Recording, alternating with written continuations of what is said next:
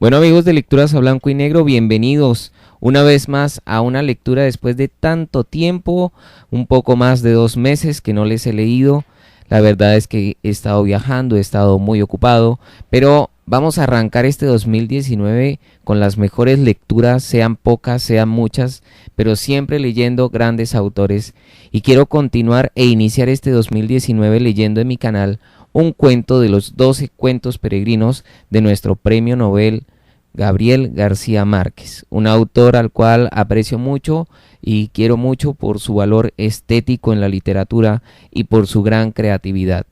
Hoy vamos a leer la historia de María dos Prazeres y además les tengo un lector invitado que es un compañero que está a puertas de iniciar sus estudios universitarios, pero que también leyó hace poco este libro de los 12 cuentos. Se llama Aaron y voy a dejar que se presente muy brevemente para iniciar con la lectura de este encantador cuento.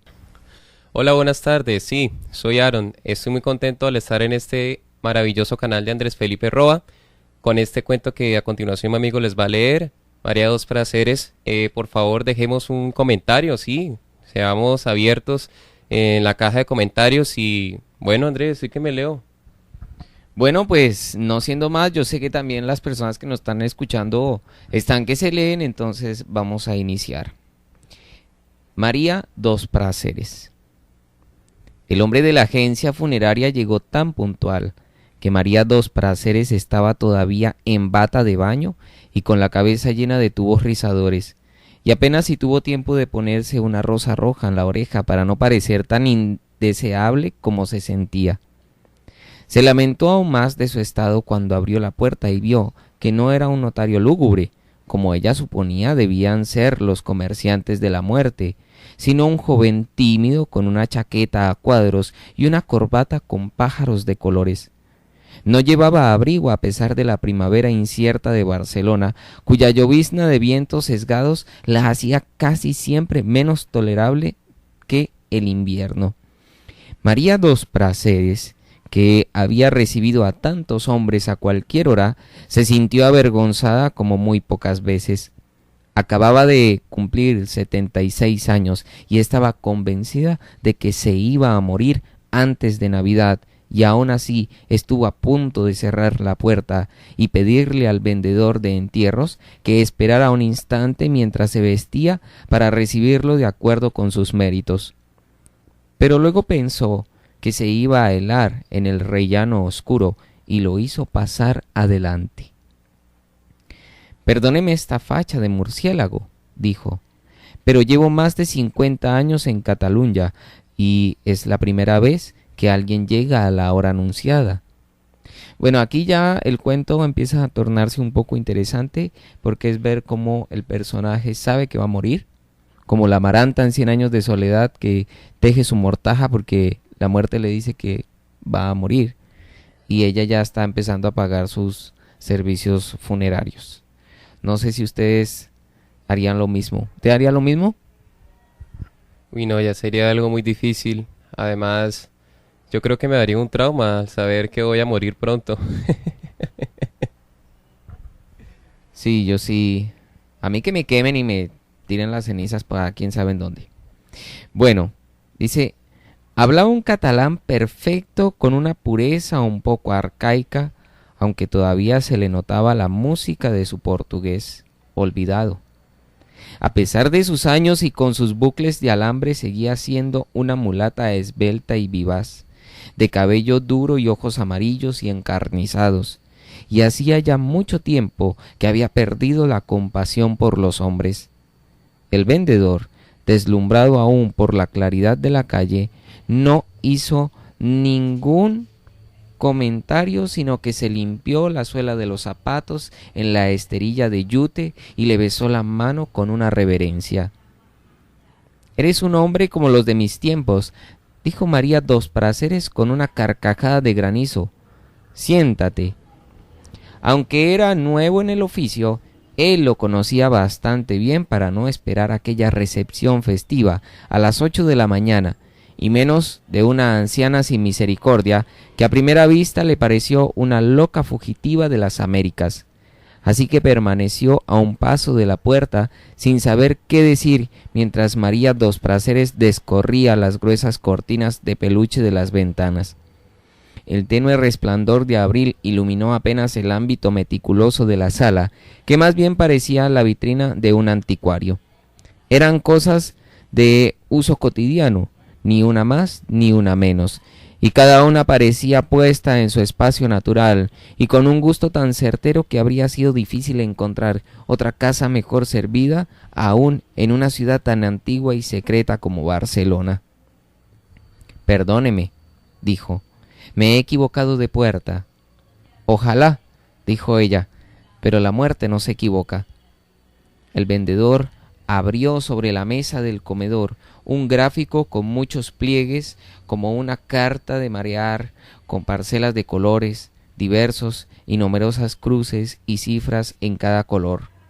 María Dos Prazeres comprendió que era el plano completo del inmenso panteón de Montjuic y se acordó con un horror muy antiguo del cementerio de Manaos bajo los aguaceros de octubre, donde chapaleaban los tapires entre túmulos sin nombres y mausoleos de aventureros con vitrales florentinos. Una mañana, siendo muy niña, el Amazonas desbordado amaneció convertido en una ciénaga nauseabunda, y ella había visto los ataúdes rotos flotando en el patio de su casa con pedazos de trapos y cabellos de muertos en las grietas. Aquel recuerdo era la causa de que hubiera elegido el cerro de Montjuic para descansar en paz, y no el pequeño cementerio de San Gervasio, tan cercano y familiar. «Quiero un lugar donde nunca lleguen las aguas», dijo. «Pues aquí es», dijo el vendedor, indicando el sitio en el mapa con un puntero extensible que llevaba en el bolsillo como una estilográfica de acero. «No hay mar que suba tanto». Bueno, increíble esto del trauma de ella de niña por el desbordamiento del río, ver los muertos, debió ser bastante traumático. Voy a invitar a mi amigo a que les lea la siguiente hoja para que vayamos variando la voz. Cualquier comentario es bienvenido en cualquier momento. Igualmente ustedes comenten allá abajo, citen el tiempo y vayan comentando la lectura. Ella se orientó en el tablero de colores hasta encontrar la entrada principal, donde estaban las 3 tumbas contiguas, idénticas y sin nombres, donde yacían Buenaventura Durruti y otros 2 dirigentes anarquistas muertos en la guerra civil. Todas las noches alguien escribía los nombres sobre las lápidas en blanco. Los escribían con lápiz, con pintura, con carbón, con creyón de cejas o esmalte de uñas, con todas sus letras y en el orden correcto. Y todas las mañanas los celadores los borraban para que nadie supiera quién era quién bajo los mármoles mudos. María Dos Prazeres había asistido al entierro de Durruti, el más triste y tumultuoso de cuantos hubo jamás en Barcelona, y quería reposar cerca de su tumba, pero no había ninguna disponible en el vasto panteón sobrepoblado, de modo que se resignó a lo posible, con la condición, dijo, de que no me vayan a meter en una de esas gavetas de 5 años donde uno queda como en el correo. Luego, recordando de pronto el requisito esencial, concluyó, y sobre todo, que me entierren acostada. En efecto, como réplica a la ruidosa promoción de tumbas vendidas con cuotas anticipadas, circulaba el rumor de que se estaban haciendo enterramientos verticales para economizar espacio. El vendedor explicó, con la precisión de un discurso aprendido de memoria y muchas veces repetido, que esa versión era un infundio perverso de las empresas funerarias tradicionales para desacreditar la novedosa promoción de las tumbas a plazos. Mientras lo explicaba, llamaron a la puerta con 3 golpecitos discretos y él hizo una pausa incierta, pero María Dos Prazeres le indicó que siguiera. «No se preocupe», dijo en voz muy baja, «es el Noí». El vendedor retomó el hilo y María Dos Prazeres quedó satisfecha con la explicación. Sin embargo, antes de abrir la puerta quiso hacer una síntesis final de un pensamiento que había madurado en su corazón durante muchos años y hasta en sus pormenores más íntimos desde la legendaria creciente de Manaos. «Lo que quiero decir», dijo, es que busco un lugar donde esté acostada bajo la tierra, sin riesgos de inundaciones y si es posible a la sombra de los árboles en verano, y donde no me vayan a sacar después de cierto tiempo para tirarme en la basura. Abrió la puerta de la calle y entró un perrito de aguas empapado por la llovizna y con un talente de perdulario que no tenía nada que ver con el resto de la casa. Regresaba del paseo matinal por el vecindario y al entrar padeció un arrebato de alborozo. Saltó sobre la mesa ladrando sin sentido y estuvo a punto de estropear el plano del cementerio con las patas sucias de barro. Una sola mirada de la dueña bastó para moderar sus ímpetus. «¡Noi!», le dijo sin gritar, «Vaisad de atsi». El animal se encogió, la miró asustada y un par de lágrimas nítidas resbalaron por su hocico. Entonces María Dos Prazeres volvió a ocuparse del vendedor y lo encontró perplejo. «Colons», exclamó él, «ha llorado». «Es que está alborotado por encontrar a alguien aquí a esta hora», lo disculpó María Dos Prazeres en voz baja. «En general, entra en la casa con más cuidado que los hombres, salvo tú, como ya he visto». «¡Pero ha llorado, coño!», repitió el vendedor, y enseguida cayó en la cuenta de su incorrección y se excusó ruborizando. «Usted perdone, pero es que esto no se ha visto ni en el cine. Todos los perros pueden hacerlo pueden hacerlo si los enseñan», dijo ella. «Lo que pasa es que los dueños se pasan la vida educándolos con hábitos que los hacen sufrir, como comer en platos o hacer sus porquerías a sus horas y en el mismo sitio. Y en cambio, no les enseñan las cosas naturales que les gustan, como reír y llorar. ¿Por dónde íbamos?». Bueno, ¿y cómo está eso de enseñarle al perro de reír y llorar? No sé, porque no es que uno humanice al animal, pero sí es otra mirada de lo que es verdaderamente importante, o al menos digamos que ese pensamiento se me viene a mí a la cabeza de eso. Si tenemos un perro, bueno, yo tengo un gato, ya algunos seguidores de este canal conocen a Martín. El perro, uno está pensando en que no vaya a hacer males, en estar pendiente a que hora rasga la puerta para sacarlo a que haga sus necesidades, pero es ver cómo María Dos Prazeres se fija en que el perro, educarle los sentimientos, mejor dicho, pero más que sea un llamado a que las personas que tienen mascota le eduquen los sentimientos a su animal, es ver cómo una mujer se sensibiliza ante otro ser, ¿sí? Y eso deja mucho que pensar, no solamente frente a los animales, sino frente a los seres humanos. Ahí está, por ejemplo, el caso del Principito, donde el que descubre el planeta del Principito lo juzgan diciendo que eso no existe, y hasta que él no se viste como científico y va y lo presenta con una cifra, entonces ahí sí le creen. Bueno, me queda a mí como ese pensamiento frente a Noi. No sé si quiera comentar, referirse a algo. Continuamos.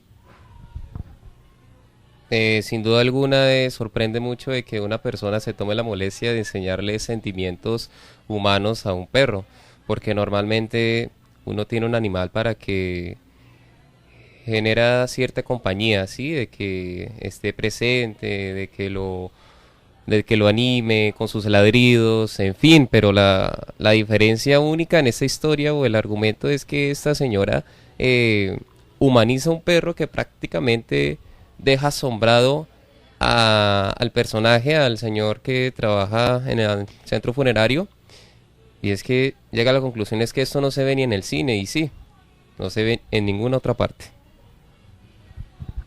Así es, aunque reitero lo de, no es que humanicemos tanto el animal, sino ver ella vio otras cosas en el animal. Tal vez muchos dueños no ven en sus animales eso, pero bueno, también puede ser una metáfora de algo. Cada uno es libre de entender esa metáfora a su libre opinión. Bueno, pero sigamos con esto porque aquí va a venir una sentencia de María bastante interesante.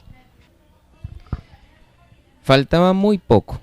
María Dos Prazeres tuvo que resignarse también a los veranos sin árboles, porque los únicos que había en el cementerio tenían las sombras reservadas para los jerarcas del régimen. En cambio, las condiciones y las fórmulas del contrato eran superfluas, porque ella quería beneficiarse del descuento por el pago anticipado y en efectivo. Solo cuando había terminado y mientras guardaba otra vez los papeles en la cartera, el vendedor examinó la casa con una mirada consciente y lo estremeció el aliento mágico de su belleza. Volvió a mirar a María dos Prazeres como si fuera su primera vez. ¿Puedo hacerle una pregunta indiscreta?, preguntó él. Ella lo dirigió hacia la puerta. Por supuesto, le dijo, siempre que no sea la edad. Tengo la manía de adivinar el oficio de la gente por las cosas que hay en su casa, y la verdad es que aquí no acierto, dijo él. ¿Qué hace usted? María dos Prazeres le contestó muerta de risa. Soy puta, hijo. ¿O es que ya no se me nota? El vendedor enrojeció. Lo siento. Mas debía sentirlo yo, dijo ella, tomándolo del brazo para impedir que se descalabrara contra la puerta. Y ten cuidado, no te rompas la crisma antes de dejarme bien enterrada. Tan pronto como cerró la puerta, encargó el perrito y empezó a mirarlo, y se sumó con su hermosa voz africana a los coros infantiles que en aquel momento empezaron a oírse en el parvulario vecino. 3 meses antes había tenido en sueños la revelación que iba a morir, y desde entonces se sintió más ligada que nunca a aquella criatura de su soledad. Había previsto con tanto cuidado la reparación póstuma de sus cosas y el destino de su cuerpo, que en ese instante hubiera podido morirse sin estorbar a nadie. Se había retirado por voluntad propia, con una fortuna atesorada, piedra sobre piedra, pero sin sacrificios demasiado amargos, y había escogido como refugio final el muy antiguo y noble pueblo de Gracia, ya digerido por la expansión de la ciudad. Había comprado el entresuelo en ruinas, siempre oloroso a arenques ahumados, cuyas paredes carcomidas por el aire conservaban todavía los impactos de algún combate sin gloria. No había portero, y en las escaleras húmedas y tenebrosas faltaban algunos peldaños, aunque todos los pisos estaban ocupados. María dos Prazeres hizo renovar el baño y la cocina, forró las paredes con colgaduras de colores alegres y puso vidrios biselados y cortinas de terciopelo en las ventanas. Por último llevó los muebles primorosos, las cosas de servicio y decoración y los arcones de sedas y brocados que los fascistas robaban de las residencias abandonadas por los republicanos de la estampida de la derrota, y que ella había ido comprando poco a poco durante muchos años a precios de ocasión y en remates secretos. El único vínculo que le quedó con el pasado fue su amistad con el conde de Cardona, que siguió visitándola el último viernes de cada mes para cenar con ella y hacer un lánguido amor de sobremesa. Pero aún aquella amistad de la juventud se mantuvo en reserva, pues el conde dejaba el automóvil con sus insignias heráldicas a una distancia más que prudente y se llegaba hasta su entresuelo caminando por la sombra, tanto por proteger la honra de ella como la suya propia. María dos Prazeres no conocía a nadie en el edificio, salvo en la puerta de enfrente, donde vivía desde hacía poco una pareja muy joven con una niña de 9 años.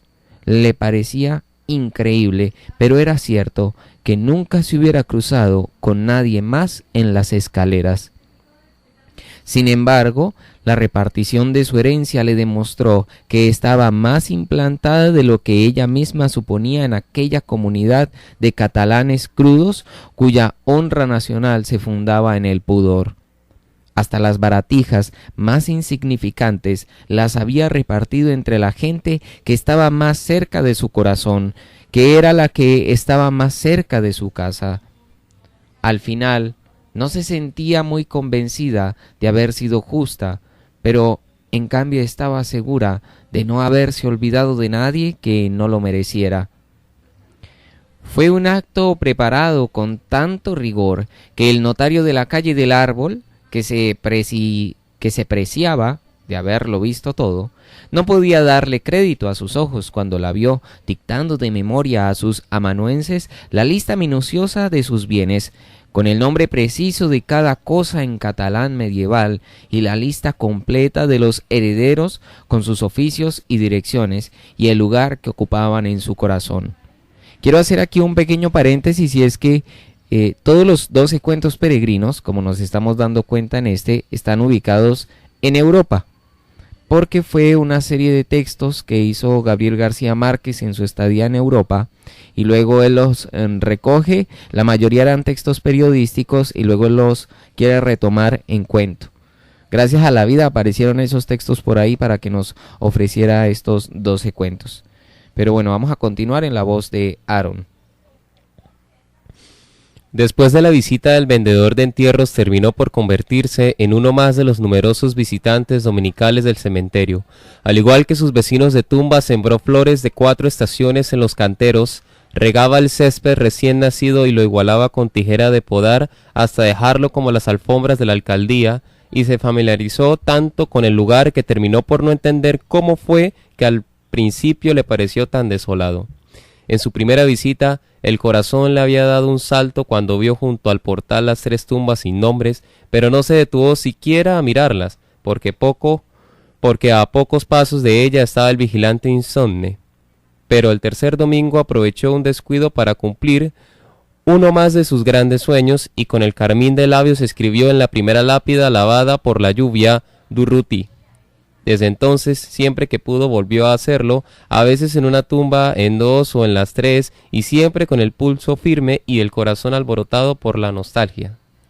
Un domingo de fines de septiembre presenció el primer entierro en la colina. 3 semanas después, una tarde de vientos helados, enterraron a una joven recién casada en la tumba vecina de la suya. A fin de año, 7 parcelas estaban ocupadas, pero el invierno efímero pasó sin alterarla. No sentía malestar alguno, y a medida que aumentaba el calor y entraba el ruido torrencial de la vida por las ventanas abiertas, se encontraba con más ánimos para sobrevivir a los enigmas de sus sueños. El conde de Cardona, que pasaba en la montaña los meses de más calor, la encontró a su regreso más atractiva, aunque en su sorprendente juventud de los 50 años. Al cabo de muchas tentativas frustradas, María dos Prazeres consiguió que Noy distinguiera su tumba en la extensa colina de tumbas iguales.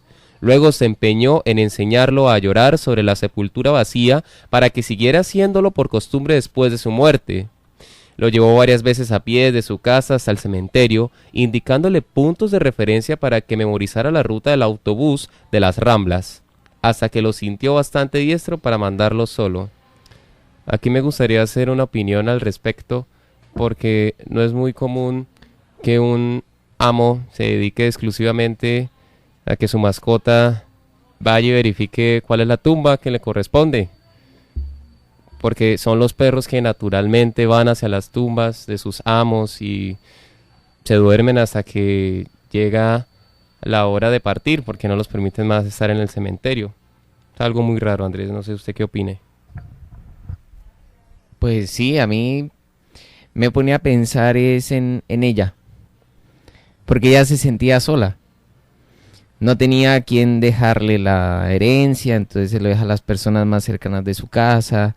Reconocer en su vejez, independientemente de su trabajo, de si era prostituta o no, vivía sola y su única compañía era un perro.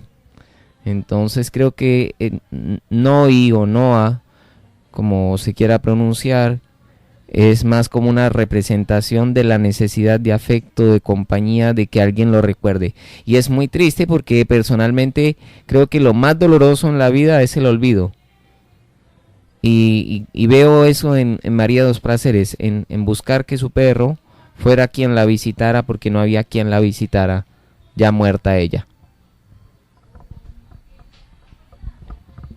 Pero lamentablemente, como dijo Jorge Luis Borges, somos el olvido que seremos.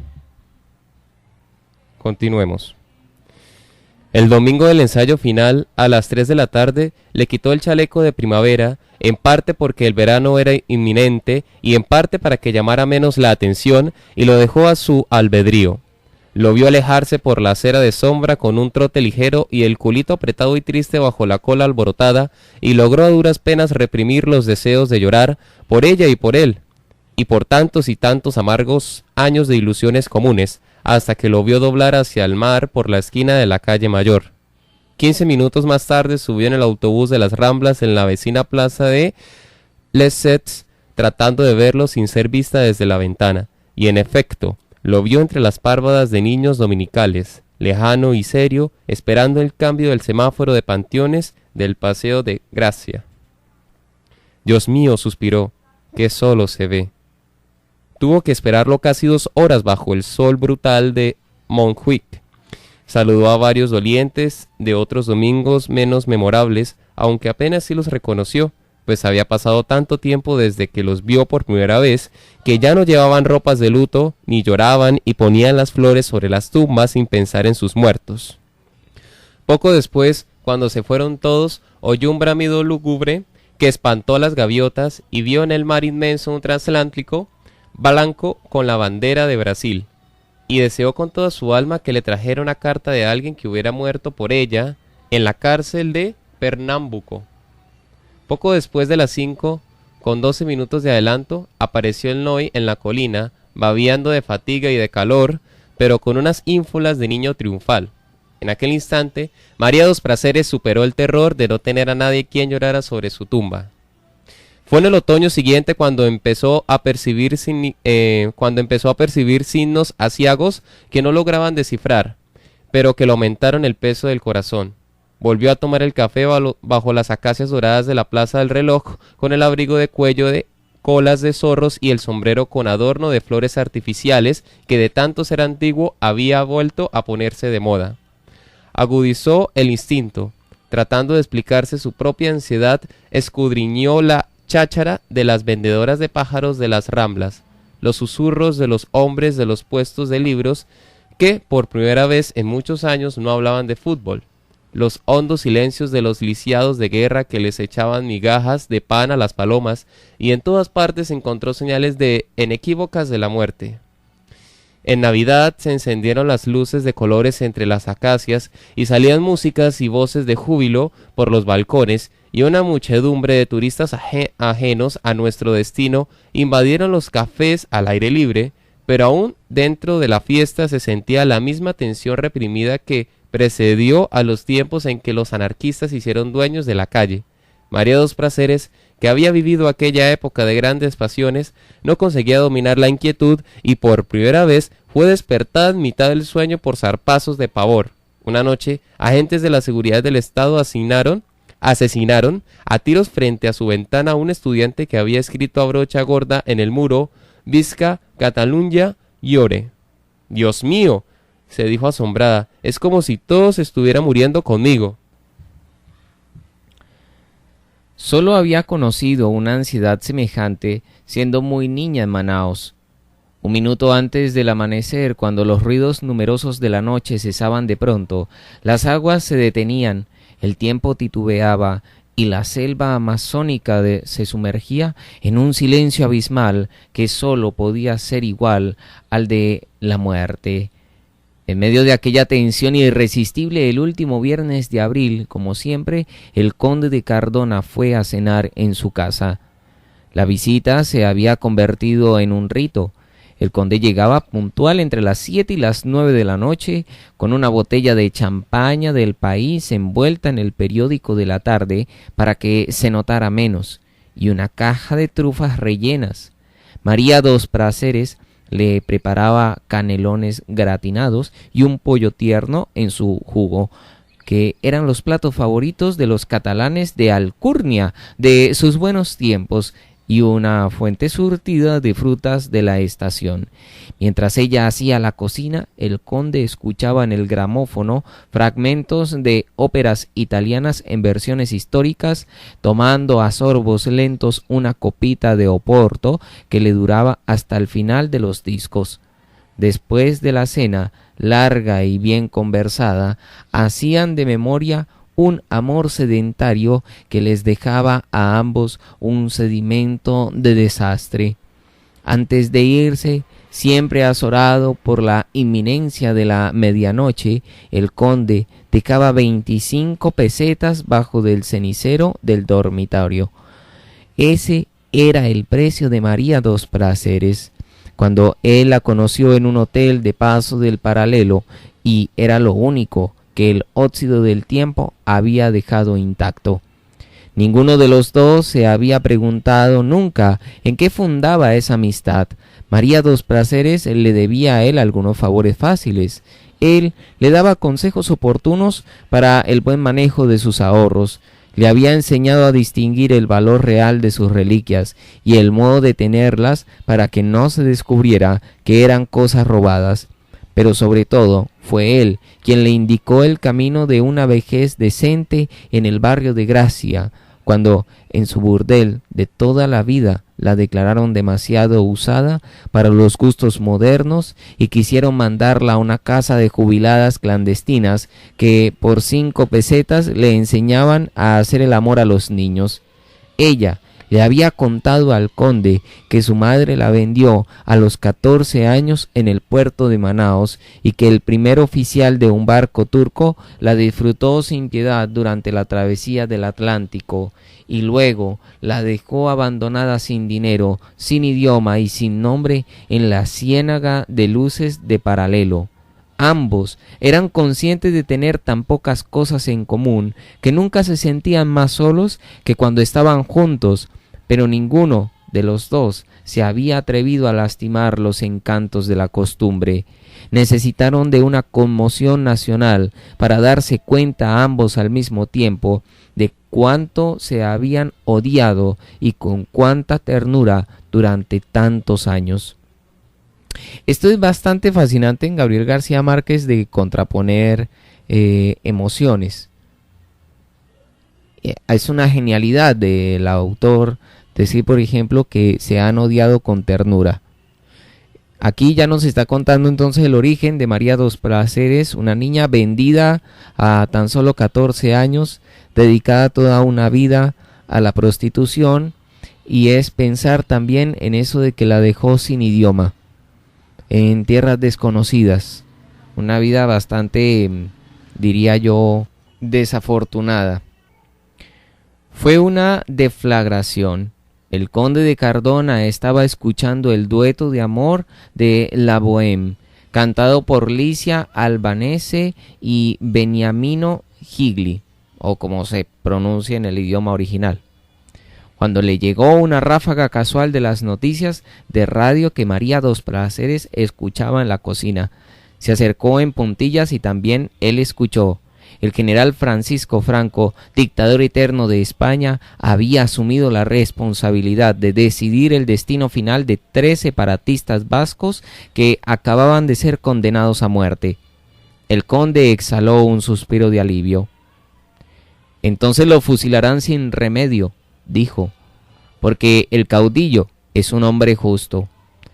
María dos Prazeres fijó en él sus ardientes ojos de cobra real y vio sus pupilas sin pasión detrás de las antiparras de oro, los dientes de rapiña, las manos híbridas de animal acostumbrado a la humedad y las tinieblas, tal como era. Pues ruégale a Dios que no, dijo, porque con uno solo que fusilen yo te echaré veneno en la sopa. El conde se asustó. ¿Y eso por qué? Porque yo también soy una puta justa. El conde de Cardona no volvió jamás, y María dos Prazeres tuvo una certidumbre de que el último ciclo de su vida acababa de cerrarse. Hasta hacía poco, en efecto, le indignaba que le cedieran el asiento en los autobuses, que trataran de ayudarla a cruzar la calle, que la tomaran del brazo para subir las escaleras. Pero había terminado no solo por admitirlo, sino inclusive por desearlo como una necesidad detestable. Otra vez se contrapone. No quiero, pero quiero. No quiero, pero sí quiero. La mujer complicada, ¿cierto? La necesidad detestable. Es la falta, es el miedo a la aceptación. Aceptar que estoy sola, aceptar que mi forma de ser no corresponde a lo que verdaderamente quisiera ser como humano. Entonces mandó a hacer una lápida de anarquista sin nombre ni fechas, y empezó a dormir sin pasar los cerrojos de la puerta para que el Noy pudiera salir con la noticia si ella muriera durante el sueño. ¿Qué día estábamos hablando con un amigo de la necesidad del nombre para existir? Y esto de que la lápida no tenga nombre es una manera de decir: aquí no hay nadie, por lo tanto, si no hay nadie, pues nunca existió, o quién es esa persona. No diciendo que las cosas existan porque tienen un nombre, sino que todo lo que existe es nombrado. Lo que no existe, lo que no está nombrado, no podemos afirmar que existe. Entonces creo que esto de la lápida es una metáfora muy contundente en el cuento, muy bien intencionada, porque a la hora de la verdad, si María dos Prazeres es una mujer solitaria, ¿para qué poner su nombre? Porque ¿quién la iba a leer? Y quien la leyera van a decir: ¿y quién era María dos Prazeres? Bueno, pero continuemos. Yo aquí tengo a mi amigo Aaron un poco nervioso, pero él habla. Más tardecito les va a hacer un comentario. Por ahora aquí me está sentando con la cabeza, como diciendo, Pero bueno, seguimos. Un domingo, al entrar en su casa de regreso del cementerio, se encontró en el rellano de la escalera con la niña que vivía en la puerta de enfrente. La acompañó varias cuadras, hablándole de todo con un candor de abuela, mientras la veía retozar con el Noy como viejos amigos. En la Plaza del Diamante, tal como lo tenía previsto, la invitó a un helado. ¿Te gustan los perros?, le preguntó. Me encantan, dijo la niña. Entonces María dos Prazeres le hizo la propuesta que tenía preparada desde hacía mucho tiempo. Si alguna vez me sucediera algo, hazte cargo del Noy, le dijo, con la única condición de que lo dejes libre los domingos, sin preocuparte de nada. Él sabrá lo que hace. La niña quedó feliz. María dos Prazeres a su vez regresó a casa con el júbilo de haber vivido un sueño madurado durante años en su corazón. Sin embargo, no fue por el cansancio de la vejez ni por la demora de la muerte que aquel sueño no se cumplió. Ni siquiera fue una decisión propia. La vida la había tomado por ella una tarde glacial de noviembre en que se precipitó una tormenta súbita cuando salía del cementerio. Había escrito los nombres en las 3 lápidas y bajaba a pie hacia la estación de autobuses cuando quedó empapada por completo por las primeras ráfagas de lluvia. Apenas si tuvo tiempo de guarecerse en los portales de un barrio desierto que parecía de otra ciudad, con bodegas en ruinas y fábricas polvorientas y enormes furgones de carga que hacían más pavoroso el estrépito de la tormenta. Mientras trataba de calentar con su cuerpo el perrito ensopado, María dos Prazeres veía pasar los autobuses repletos, veía pasar los taxis vacíos con la bandera apagada, pero nadie prestaba atención a sus señas de náufrago. De pronto, cuando ya parecía imposible hasta un milagro, un automóvil suntuoso de color del acero crepuscular pasó casi sin ruido por la calle inundada. Se paró de golpe en la esquina y regresó en reversa hasta donde ella estaba. Los cristales descendieron por un soplo mágico y el conductor se ofreció para llevarla. Voy muy lejos, dijo María dos Prazeres con sinceridad, pero me haría un gran favor si me acerca un poco. Dígame de dónde va, insistió él. A Gracia, dijo ella. La puerta se abrió sin tocarla. Es mi rumbo, dijo él. Suba. En el interior, oloroso a medicina refrigerada, la lluvia se convirtió en un percance irreal, la ciudad cambió de color y ella se sintió en un mundo ajeno y feliz donde todo estaba resuelto de antemano.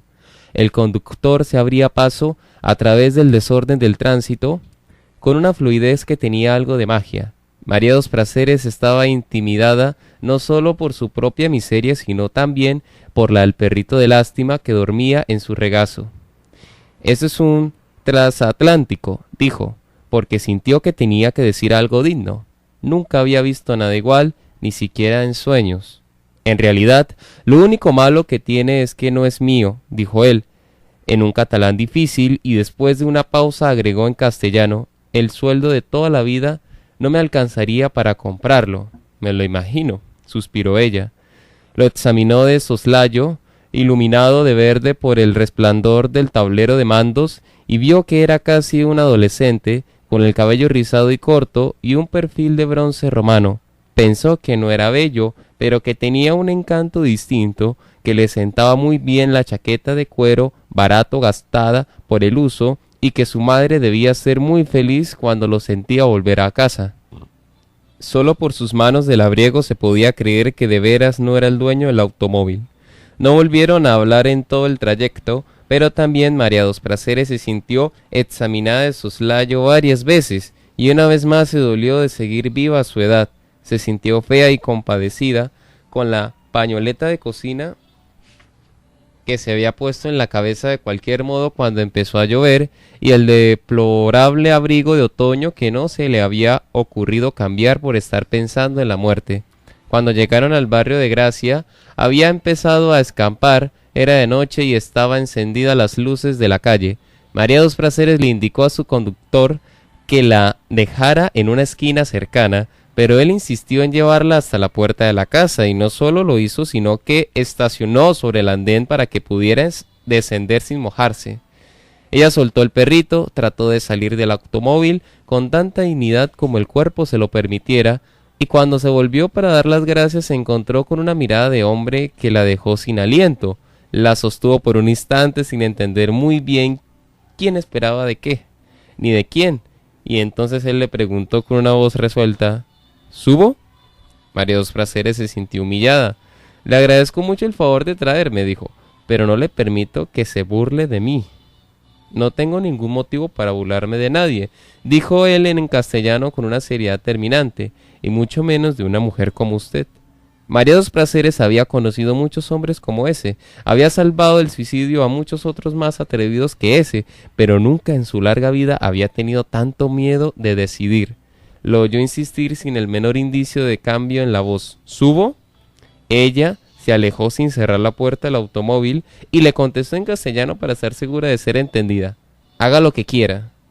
Entró en el zaguán apenas iluminado por el resplandor oblicuo de la calle y empezó a subir el primer tramo de la escalera con las rodillas trémulas, sofocada por un pavor que sólo hubiera creído posible en el momento de morir.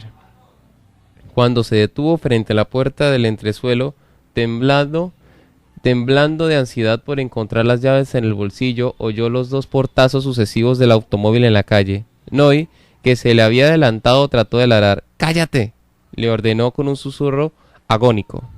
Casi enseguida sintió los primeros pasos en los peldaños sueltos de la escalera y temió que se le fuera a reventar el corazón. En una fracción de segundo volvió a examinar por completo el sueño premonitorio que le había cambiado la vida durante 3 años y comprendió el error de su interpretación. «Dios mío», se dijo asombrada, «de modo que no era la muerte». Encontró por fin la cerradura, oyendo los pasos contados en la oscuridad, oyendo la respiración creciente de alguien que se acercaba tan asustado como ella en la oscuridad, y entonces comprendió que había valido la pena esperar tantos y tantos años y haber sufrido tanto en la oscuridad, aunque solo hubiera sido para vivir aquel instante. Bueno, y para las personas que quedaron como nosotros, perdón, vamos a releer los últimos 2 párrafos porque yo también quedé como groggy. Aquí mi amigo Aaron dijo no entendí mucho. No, pero es que no me queda claro porque pues si ella tenía una imagen de su muerte y en sí al final declara que no era la muerte lo que le preparaba para su destino.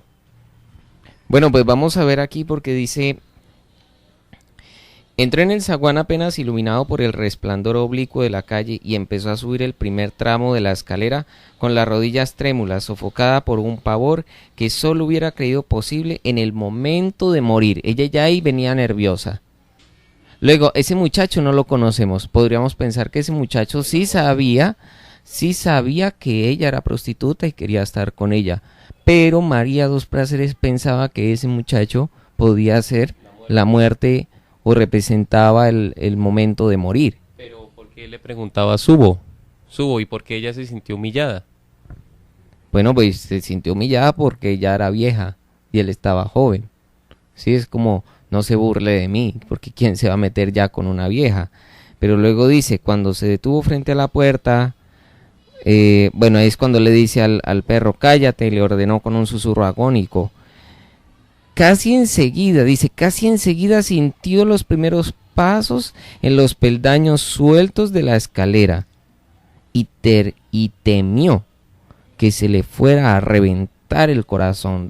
Estaba en un éxtasis esa mujer.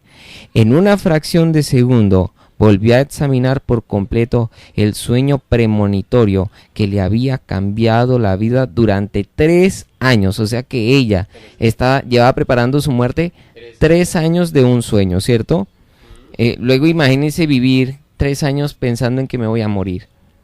Y comprendió el error de su interpretación.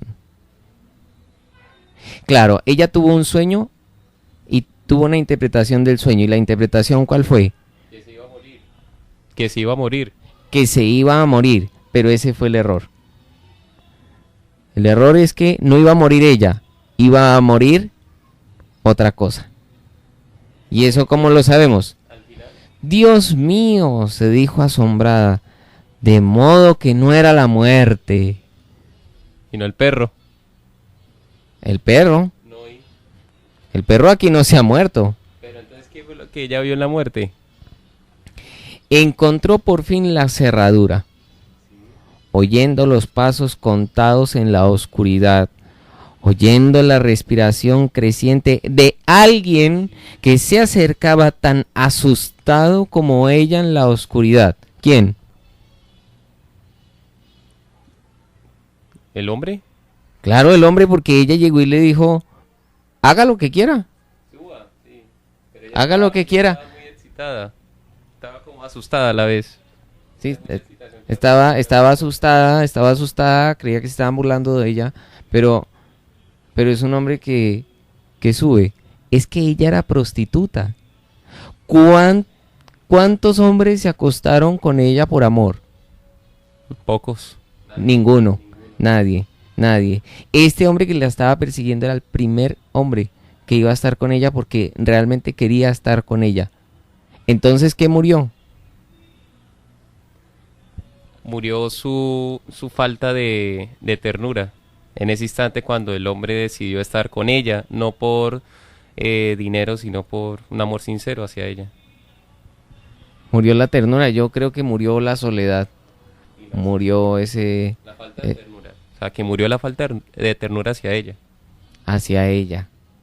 Luego dice, y entonces comprendió que había valido la pena esperar tantos y tantos años y haber sufrido tanto en la oscuridad, aunque solo hubiera sido para vivir aquel instante. Es decir, no era la muerte, sino era el hecho de, hubo alguien, como dice Mar Anthony, hubo alguien que realmente la quiso, que realmente quiso estar con ella y darle amor. Porque cuando se habla de este señor que se odiaban con ternura, pues no era una relación ahí de amistad rara, porque los dos estamos solos, los dos nos hacemos compañía, pero no había un amor sincero. No estoy diciendo que este hombre esté enamorado de ella, pero este hombre sí quería estar con ella, por ella, y lo podemos afirmar porque ella ya tiene 70 años.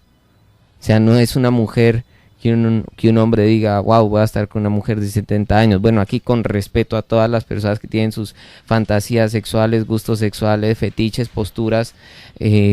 Bueno, no sé, este tema de la sexualidad duro, pero creería, ¿no?, que en un porcentaje mayoritario los hombres no piensan estar ya con una mujer de esa edad.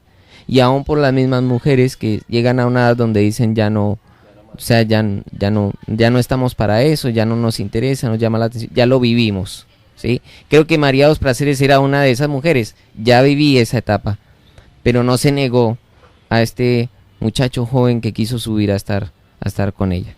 Bueno, espero este cuento les haya gustado, no sé qué apreciación final les deja a los oyentes de este canal. No, pues la verdad, imagínense, nos tocó releer los 2 últimos párrafos porque pues estamos confundidos. Y no, pues el final sorprendente, porque esperar tanto tiempo para que alguien en verdad le demostrara ternura es difícil. Bueno, amigos a Blanco y Negro, fue un placer. Espero que sigan a mi compañero Andrés Felipe Roa en sus cuentos y novelas y demás. Bueno amigos, y yo agradezco a Aaron por haberme acompañado en esta aventura literaria en una tarde calurosa de domingo aquí en la ciudad de Neiva, pero lo hacemos porque nos apasionan los libros, porque los libros nos hacen olvidar el calor. Entonces, amigos, un abrazo grande, nos veremos, nos escucharemos y veremos en próximas reseñas, próximas lecturas. A todos un abrazo grande y no se le olviden que este es su canal Lecturas a Blanco y Negro.